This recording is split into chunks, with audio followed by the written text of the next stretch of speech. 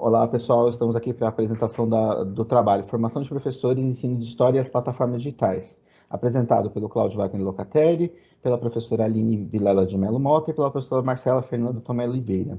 A professora Aline vai passar a parte introdutória. Eu, Cláudio, vou falar sobre as plataformas digitais, a professora Marcela sobre a formação de professores e, encerrando a nossa apresentação, a professora Aline retorna com as considerações finais. Passo a palavra agora para a professora Aline.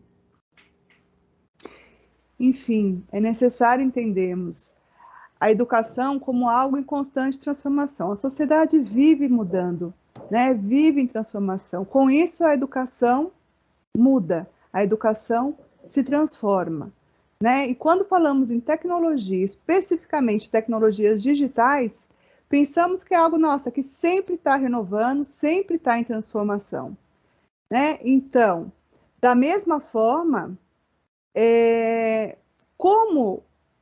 como ligar essa tecnologia, como trabalhar, como utilizar essa ferramenta na educação da melhor forma. Pode passar o slide, né? E para mostrar, para expor essas transformações na área da educação, o uso das tecnologias digitais, as plataformas digitais na educação, esse trabalho se divide em duas partes. A primeira, a exposição do uso dessas técnicas de aprendizagem na formação de professores para o novo ensino médio, né, utilizando essas plataformas digitais.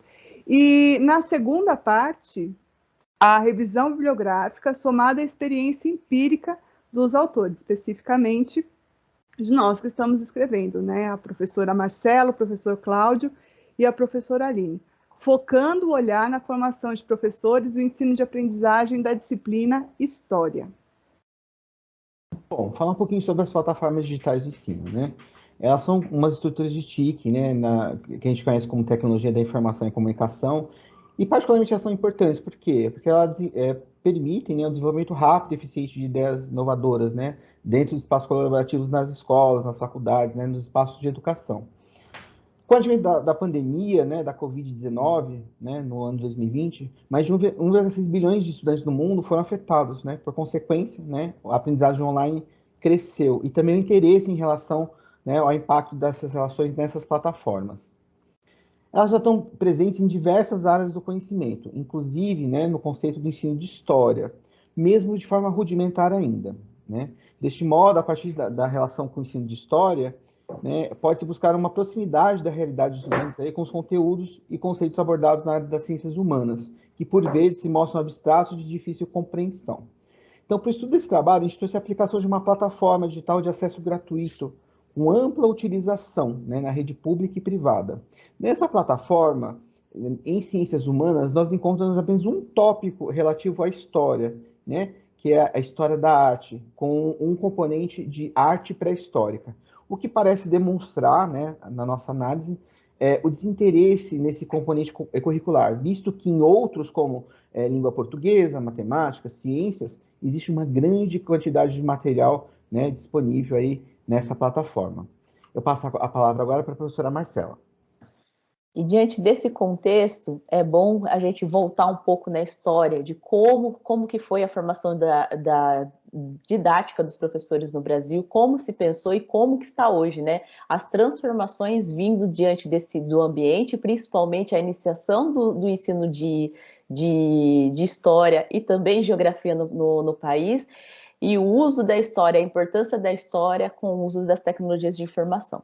Então, diante desse contexto, a gente vê lá, né, em 1827, no Brasil Império, propriamente dito, a gente vê as primeiras manifestações do quê? De oferecer um ensino básico e gratuito, né, às crianças, mas só naqueles ambientes onde teria o maior índice populacional. E diante desse aspecto, em 1835, começa a surgir a primeira escola normal no Rio de Janeiro, e a partir daí, essa disseminação do conhecimento de escolas normais começam a ocorrer no Brasil como um todo. Tá? Então, se pensava, tanto no Brasil, mas prioritariamente na Europa, né, lá no século XVII, a formação docente, da importância da formação docente a partir do ensino básico. Então, em 1939, implantou-se no Brasil, principalmente os cursos de pedagogia e licenciatura, e a partir daí começaram os cursos superiores de História e Geografia. Em 1990, né, principalmente a década de 90, com a publicação da Declaração Mundial sobre a Educação, eles visavam satisfazer as necessidades básicas de aprendizagem, a partir de um decreto realizado pela Unesco. Pode passar o slide. Em 1996, né, essa movimentação, que é maior na década de 90, então um aspecto importante a ser levantado, em 96, a partir das leis de diretrizes e bases da educação, a LBD, ela surge como uma proposta para a formação desses professores, né, assim como uma melhora em sua prática pedagógica. Então a gente pode ver essas transformações vindo desde o Brasil Império, né, tomando mais força e maior robustez na década de 90.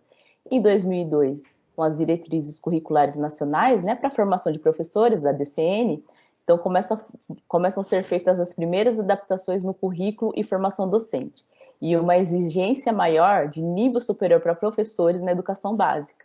Então tem os artigos 62 e 63 que expressam a importância do professor não ter mais o magistério, mas ter um nível superior em pedagogia para poder ministrar as aulas de educação básica.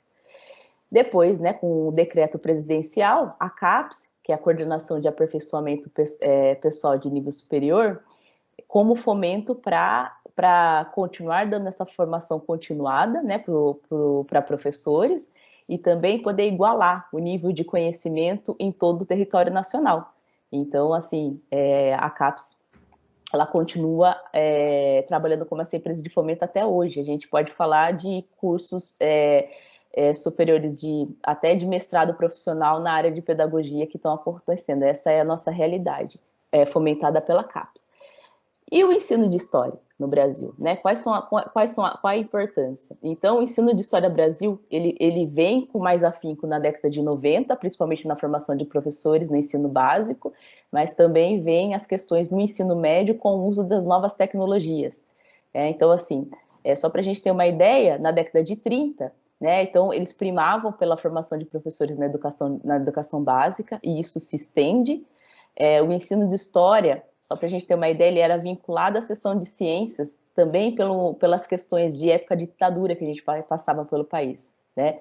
Só em 1955, a Faculdade de Filosofia né, começa a atribuir o curso de História junto com os seus professores nessa época, então aliava-se a História junto às Faculdades de Ciências Sociais e Filosofia.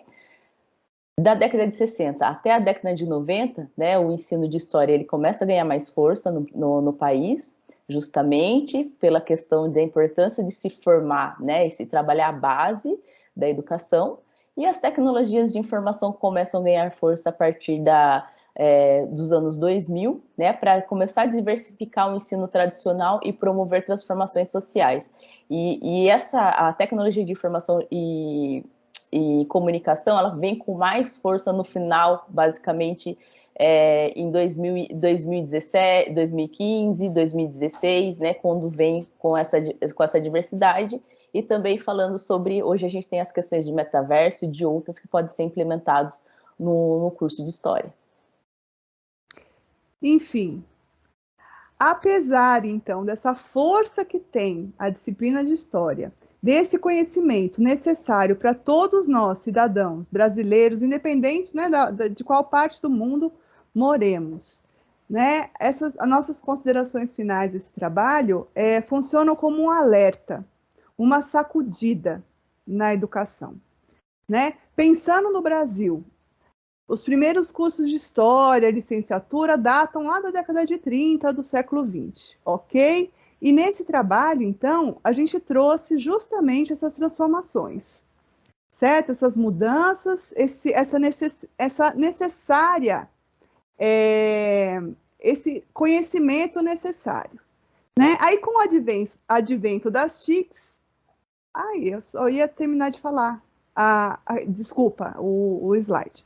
Com o advento das TICs, né, que é notadamente uma grande aliada na formação dos professores, no ensino-aprendizagem da história, pode virar para o próximo slide, né?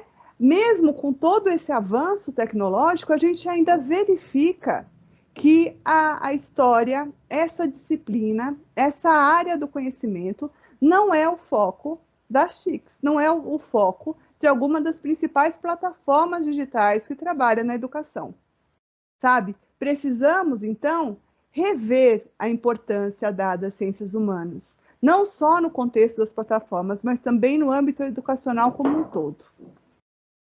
Nosso trabalho foi essa grande sacudida, esse grande alerta. Muito obrigado.